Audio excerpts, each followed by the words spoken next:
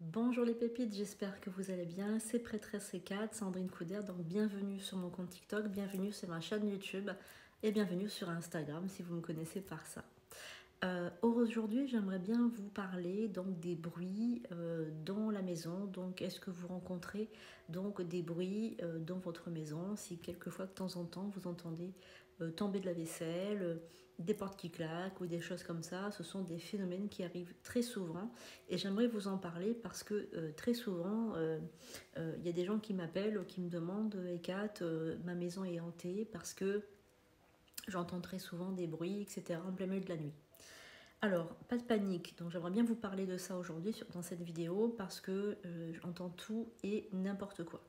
Donc déjà, il faut différencier donc une maison hantée, un appartement hanté, de simplement des bruits dans la maison. Donc il est tout à fait normal et tout à fait, on va dire, commun, surtout si on habite dans un immeuble, d'avoir des bruits qui résonnent la nuit ou le jour dans son appartement, dans son logement. Donc là, il n'y a pas lieu forcément de s'inquiéter.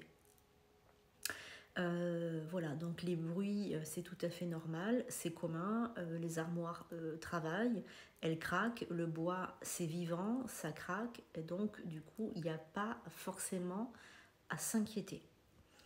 Donc ça, c'est, on va dire, il faut faire la part des choses, il ne faut pas tout voir comme des signes de possession ou comme des signes d'invasion, de défunts ou d'esprits frappeurs. Voilà. Maintenant, les choses sont pas peut-être pas communes lorsque vous êtes dans une maison individuelle et que vous n'avez pas de mur mitoyen avec une autre maison. Si il y a des bruits incessants et que vous n'êtes pas, on va dire, en mur mitoyen avec des voisins, là, on va commencer à prendre ça un peu plus au sérieux. Mais pas de panique non plus. Comme je dis, il y a des fois des bruits qui peuvent apparaître et même des défunts qui peuvent passer par là, mais qu'ils ne restent pas. En fait, ils ne restent pas, ils sont que de passage parce qu'ils ont l'habitude de passer par là, donc pas de panique. On peut parler de phénomène de hantise lorsque les bruits sont incessants, la nuit comme le jour, et s'il y a des manifestations aussi au niveau des odeurs. S'il y a des odeurs rances, des odeurs pas très agréables, des odeurs particulières qui, on va dire, se dispersent un petit peu dans la maison, si vous perdez des affaires, si vous les retrouvez dans des lieux complètement improbables, également si il y a des portes qui claquent, si vous avez l'impression qu'on tape dans les murs, si vous avez l'impression qu'il y a quelqu'un qui vous regarde. En fait, très souvent, quand il y a une âme errante dans une maison, on a l'impression que quelqu'un nous épie tout le temps. En fait, c'est comme s'il y avait quelqu'un qui nous regardait par-dessus notre épaule. Et, et on se retourne et on voit juste une ombre, juste à peine une ombre comme ça, ou une sensation de froid. S'il y a beaucoup de conflits dans la maison alors que jusque-là, il n'y en avait pas. Si on a l'impression que la maison n'est plus protégée aussi, il y a cette impression aussi que les gardiens sont partis. Parce qu'en fait, dans toutes les maisons, dans tous les lieux d'habitation, il y a ce qu'on appelle des gardiens des lieux. Donc ça, je ferai peut-être une vidéo dessus. Si vous êtes intéressé pour faire venir un gardien alors que vous n'en avez pas, un gardien, ça va vous aider, par exemple, quand vous partez en vacances, pour éviter les cambriolages ou tout simplement pour protéger votre demeure, protéger votre maison. C'est très intéressant d'avoir un gardien parce qu'il va vous réveiller la nuit si par exemple il y a un risque d'incendie ou s'il y a un cambrioleur ou s'il y a quelque chose, une malveillance, quelqu'un qui vient pour vous agresser ou autre, il va vous réveiller avant. Donc c'est très intéressant d'avoir un gardien, c'est un être éthérique qui est fait pour ça. Donc les gardiens peuvent être des êtres qui ont été humains, donc des esprits ou des animaux. Voilà, c'est sympa d'avoir des gardiens dans la maison. Je vous ferai peut-être un rituel pour invoquer un gardien, vous ne risquez rien. Par contre, ce sont des esprits très bienveillants qui servent qu'à ça en fait. Hein. Voilà, ce sont des gardiens de lieu. Et en fait, très souvent, quand il y a un esprit dans une maison, les gardiens ils partent. Ils partent parce que l'esprit, en règle générale, il est au-dessus du gardien, il est au niveau de la malveillance, il est plus fort, on va dire, tout simplement. Et le gardien, ce ne sont pas les épaules de garder votre lieu de vie, donc ils s'en vont. Et puis, il y a peut-être aussi une magie noire qui a chassé le gardien. Donc, pourquoi est-ce que votre maison serait hantée du jour au lendemain? Pourquoi? Il n'y a pas de raison. Ça fait 10 ans que vous habitez cette maison, il n'y a jamais rien eu. Et tout d'un coup, hop, la maison est hantée. Donc, il y a plusieurs solutions, plusieurs réponses.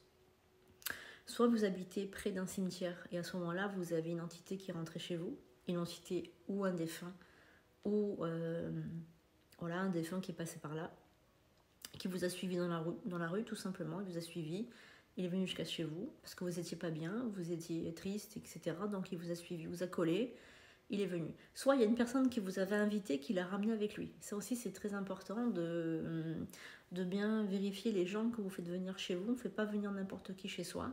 Lorsque vous faites rentrer quelqu'un chez vous, vous faites rentrer dans votre intimité, dans votre lieu de vie, c'est votre petit cocon. Faites attention de ne pas faire venir n'importe qui chez vous, n'importe comment. Voilà, très important de préserver votre domicile. Donc la personne l'a fait venir avec elle. Ou alors, autre solution aussi, on vous l'a envoyé sciemment. C'est-à-dire qu'on vous a envoyé une entité démoniaque ou un esprit démoniaque, ou on vous a tout simplement maudit. Voilà, on vous a maudit, on vous a envoyé quelque chose. Alors les gitans sont très forts pour faire ça.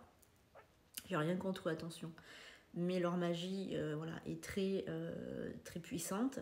Il y a beaucoup de magies qui sont très puissantes de toute façon. Donc attention, quand vous voyez une dame qui demande la bonne aventure ou autre dans la rue, donnez-lui toujours quelque chose. Ne laissez pas cette dame vous maudire ou faire quelque chose comme ça, parce que très souvent ça arrive. Moi j'ai une dame qui avait été maudite par une diseuse de bonne aventure, voilà, hein, une personne, voilà. Et elle avait eu énormément de problèmes. Je l'avais évidemment aidée, mais ça a pris beaucoup de temps. Ça a été très lourd de l'enlever. Voilà. Donc après, ce que vous pouvez faire, donc déjà, c'est nettoyer tous vos sols. Donc si vous avez des bruits, si chez vous, voilà, il y a quelque chose qui ne va pas, vous nettoyez tous les sols avec l'eau de mer. Voilà, vous nettoyez tous les sols avec de l'eau de mer. Donc prenez un seau, vous mettez de l'eau du robinet et vous mettez 1 à 2 verres d'eau de mer que vous allez vous récupérer. S'il n'y a pas d'eau de mer près de chez vous, parce que vous habitez dans un lieu où il n'y a pas d'eau de mer, vous mettez du gros sel. Mais le gros sel, il faut le consacrer avant, il faut l'exorciser avant, sinon il ne sert à rien.